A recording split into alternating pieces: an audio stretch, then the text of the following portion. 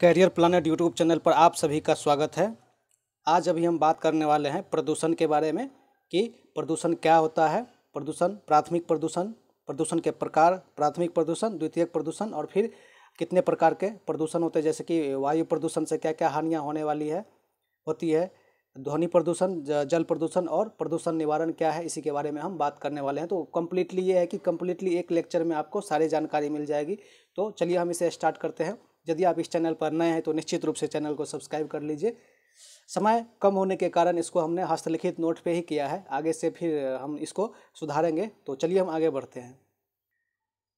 सबसे पहले हम जानेंगे कि टर्म प्रदूषण क्या होता है। प्रदूषण के बारे में हम जानने वाले हैं। तो प्रदूषण देखिए, प्रदूषण जब हमारे आसपास के वातावरण, जिस वातावरण में हम रह रहे हैं, उस आसपास के वातावरण में रहने में जब हमको शारीरिक रूप से कोई समस्या होने लगती है तो उसे हम प्रदूषण कहते हैं। अर्थात गंदगी, कचरा जो फैलती है उसको हम प्रदूषण कहते हैं। जैसे कि अभी आप देख पा रहे होंगे हमारे जहाँ तहाँ पे जो है गंदगी फैल जाता है और विभिन्न प्रकार के दुर्गंध वाली गैस जो है हम लोग जो शोषण की क्रिया में अंदर लेते हैं। उस प्रकार से जो प्रदूषण केवल शोषण से ही नहीं फैलता, केवल हवा से ही नहीं फैलता है, ठीक है। प्रदूषण, ये ध्वनि प्रदूषण हो सकता है, मतलब और ध्वनि प्रदूषण हो सकता है, वायु प्रदूषण हो सकता है, जल प्रदूषण हो सकता है और विभिन्न प्रकार के प्रदूषण। तो चलिए हम इसे स्टार्ट करते हैं। साथ ही साथ देखेंगे कि भारत सरकार के द्वारा प्रदूषण को रोकने के लिए क्या उपाय लाए गए हैं, तो उसके बारे में हम बात करने वाले हैं। तो चलिए हम आपको सबसे पहले बताते हैं कि प्रदूषण क्या है। देखिए, कभी कभार एग्जाम में पूछ दिया जाता है, ठीक है, एग्जाम में पूछ दिया जाता है प्रदूषण के बारे में। तो प्रदूषण का परिभाषा आपको कभी भी किसी भी एग्जाम में नहीं पूछा जाएगा।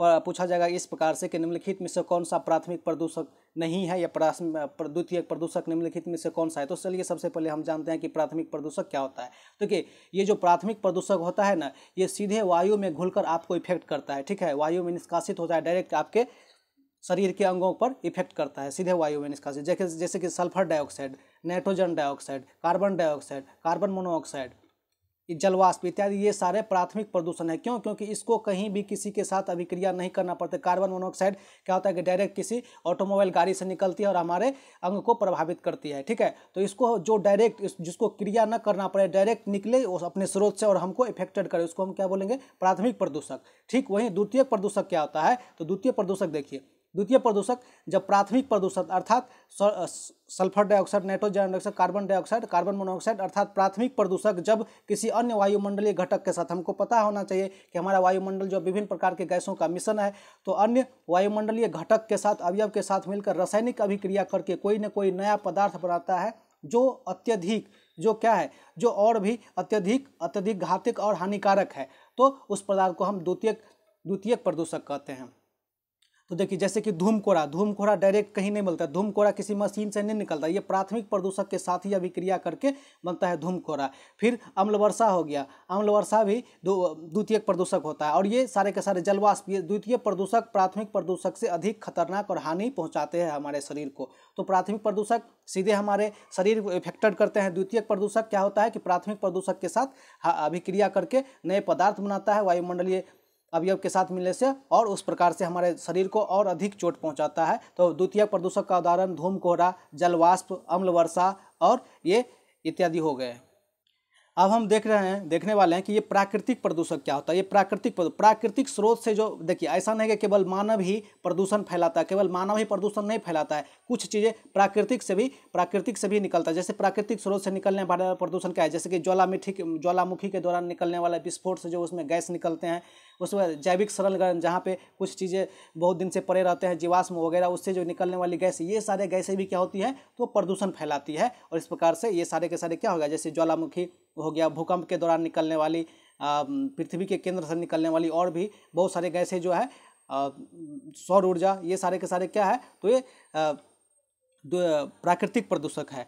तो अब हम बात करने वाले हैं कि प्रदूषण कितने प्रकार के होते हैं। तो प्रदूषण के कई सारे प्रकार है, जैसे कि वायु प्रदूषण हो गया, ध्वनि प्रदूषण हो गया, जल प्रदूषण हो गया इत्यादि। तो सबसे पहले अभी हम वायु प्रदूषण के बारे में देखने वाले हैं। तो यहाँ पर देखिए वायु प्रदूषण।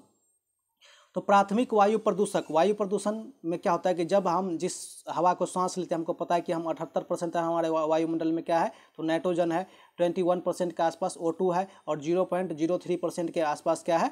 तो ये कार्बन डाइऑक्साइड, बाद बाकी अन्य जो है अन्य घटक है।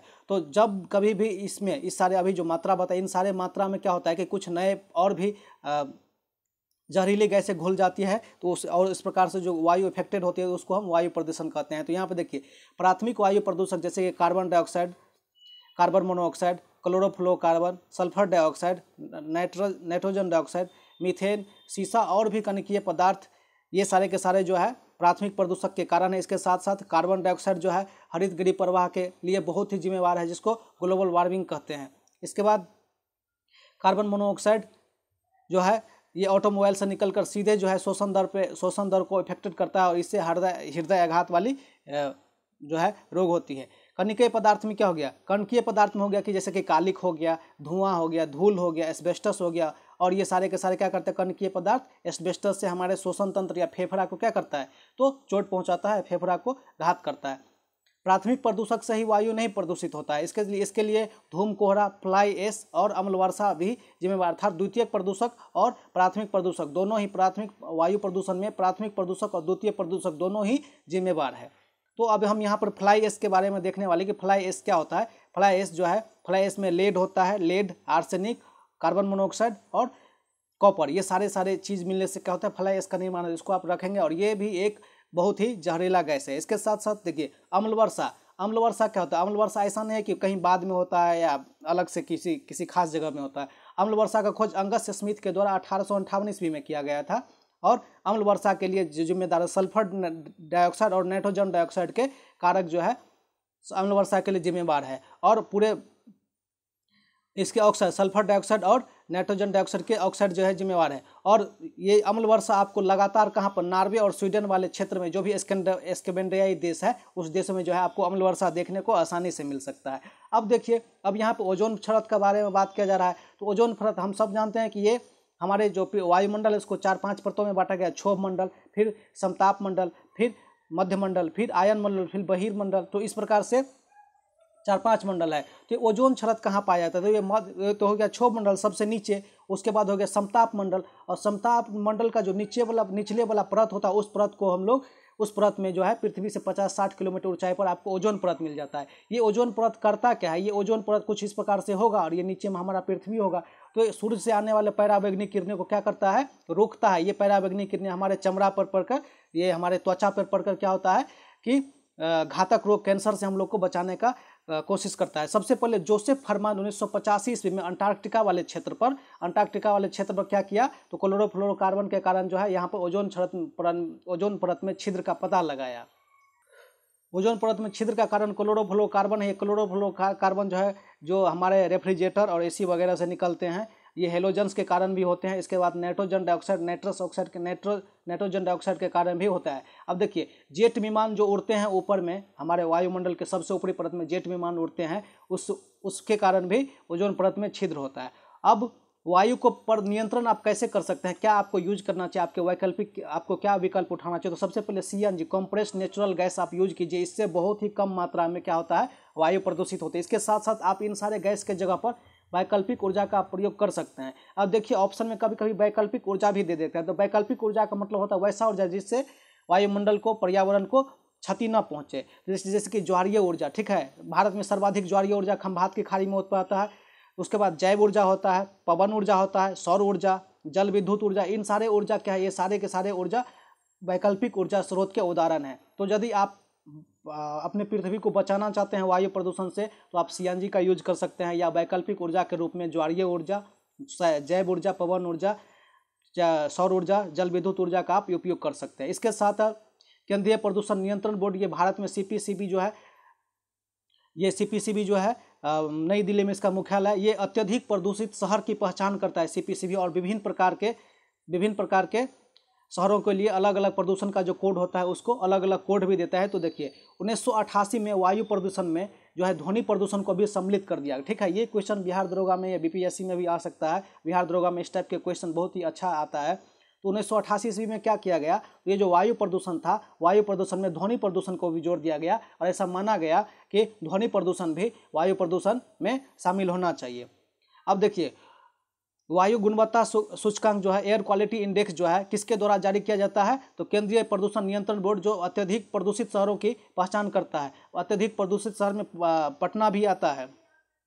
अब यहाँ पे देखिए, जो सबसे अच्छा श्वासवर्धक जो है अच्छा होगा, उसके लिए हरा रंग प्रदर्शित किया जाता है, हरा रंग दिया जाता है, उस हरा रंग कोड दिया जाता है अच्छा प्रदूषण को। नहीं, जो सबसे अच्छा रहता है उसके लिए। सामान्य प्रदूषण के लिए पीला रंग का कोड दिया जाता है, और बहुत ही खराब प्रदर्शन, अति खराब अर्थात ज़्यादा वहाँ पर प्रदूषण है तो वहाँ पर रेड कलर का। लेकिन उससे भी डेंजर, जिसको गंभीर कहते हैं, गंभीर के लिए कत्था रंग, आप समझ सकते हैं। कत्था रंग इस प्रकार का रंग होगा, कुछ इस प्रकार से ये वाला रंग कत्था रंग है, मतलब ये वाला रंग आपको दिया जा सकता है। तो इस चीज़ को आप याद रखेंगे, बहुत सारे एग्जाम में पूछ लिया जाता है कि केंद्रीय प्रदूषण बोर्ड के द्वारा जहाँ पर सामान्य है वहाँ पर कौन सा रंग, तो पीला रंग का कोड दिया जाता है, और अति खराब है तो वहाँ पर लाल, मतलब ये शहर को कोड दिया जाता है कि ये रेड कलर का है, यहाँ पर लाल का। तो जब कभी भी आपको दे दे तो हरा का मतलब आता है वहाँ का अच्छा है, वहाँ पर किसी तरह का प्रदूषण नहीं है। सामान्य प्रदूषण जो चलेबुल है, कोई दिक्कत नहीं है, तो वहाँ पर पीला दिया जाता है। और अति खराब मतलब खराब है तो वहाँ पर रेड, और बहुत ही खराब है, जीने लायक नहीं है फिर भी लोग जी रहे हैं, तो वहाँ पर क्या होगा, तो गंभीर के लिए कत्था रंग का दिया जाता है।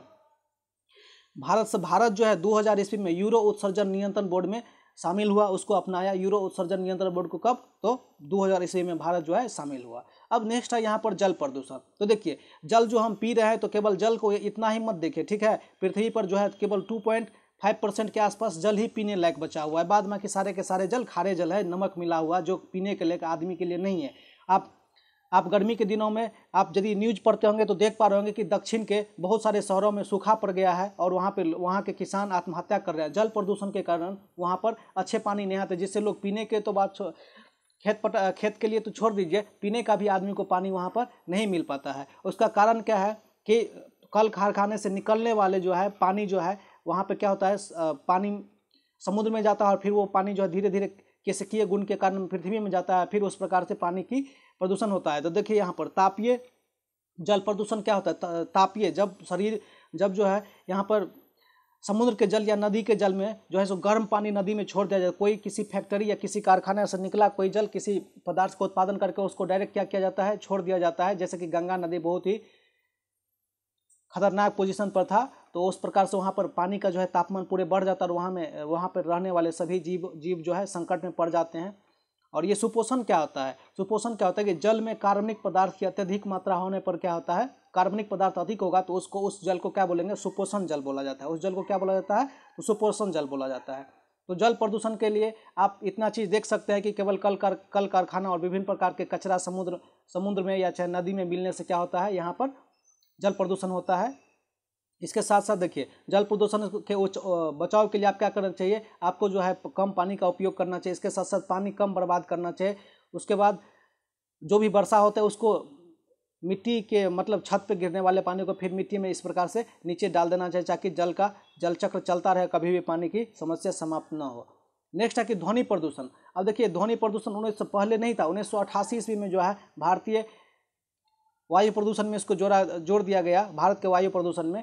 और यहाँ पर ध्वनि प्रदूषण में मेनली जो है, आप ध्वनि प्रदूषण को जो है सो ध्वनि की तीव्रता को डेसिबल में मापा जाता है, आप सब लोग जानते होंगे। और हम लोग के जीने के लिए 45 से 50 डेसिबल जो है उपयुक्त है, ठीक है। 45 से 50 डेसिबल ध्वनि के लिए उपयुक्त है। शोर कब कहेंगे, ध्वनि को आप शोर या हल्ला कब बोलेंगे, जब 80 डेसिबल से क्या होगा, ऊपर होगा, तो आप उसको क्या बोलेंगे, शोर बोलेंगे। और ये शांत क्षेत्र क्या होता है, जिस क्षेत्र में 40 से 50 के बीच में होता है डेसिबल, 40 से 50 के बीच में, उसको शांत क्षेत्र बोलेंगे। कोई सोया हुआ आदमी है, कोई भी आदमी सोया हुआ है, उसको जगाने के लिए आपको 50 डेसिबल से अधिक उसको आवाज़ निकालना पड़ेगा, तब वो व्यक्ति जग जाएगा। आवासीय में क्या होगा, जहाँ पर आपका आवास है 45 से 50 वहाँ भी चाहिए। औद्योगिक क्षेत्र जहाँ पर विभिन्न प्रकार के कल कारखाने हैं, तो वहाँ पे 70 से 75 डेसिबल की ध्वनि होना चाहिए। इसको आप रट लेंगे, याद कर लेंगे। देखिए, आप कहीं पे डीजे बज रहा है, आप वहाँ पर खड़े हैं और उस डीजे का जो तीव्रता 95 डेसिबल है, आप वहाँ खड़े में है, तो आपके बगल में हम आपको हल्ला करते करते रह जाएंगे। आपको वहाँ पर बहरापन महसूस होगा, आप नहीं सुन पाएंगे आवाज़ को। कब, 95 डेसिबल पे डेसिबल। और यहाँ पर देखिए, जब आप 105 डेसिबल पे कोई तीव्रता के आवाज़ को सुनते हैं, तो आप अस्थायी रूप से निश्चित रूप से बहरा हो जाएंगे, आपको फिर से बहरा हो जाएंगे। और कान का पर्दा कब फट जाता है, तो जब 150 डेसिबल से ऊपर का ध्वनि आप सुनते हैं तो कान का पर्दा जो है फट जाता है, ठीक है। तो ये था कुछ प्रदूषण के बारे में। तो उम्मीद करते हैं कि आप समझे होंगे। यदि आप इस लेक्चर को नहीं समझे तो एक बार इस लेक्चर को फिर से देख लीजिए स्पीड डबल करके, तो निश्चित रूप से कुछ न कुछ आपको फायदा हुआ होगा। तो यदि आप इस चैनल पर नए हैं तो चैनल को निश्चित रूप से सब्सक्राइब कर लीजिए। आपका बहुत बहुत धन्यवाद।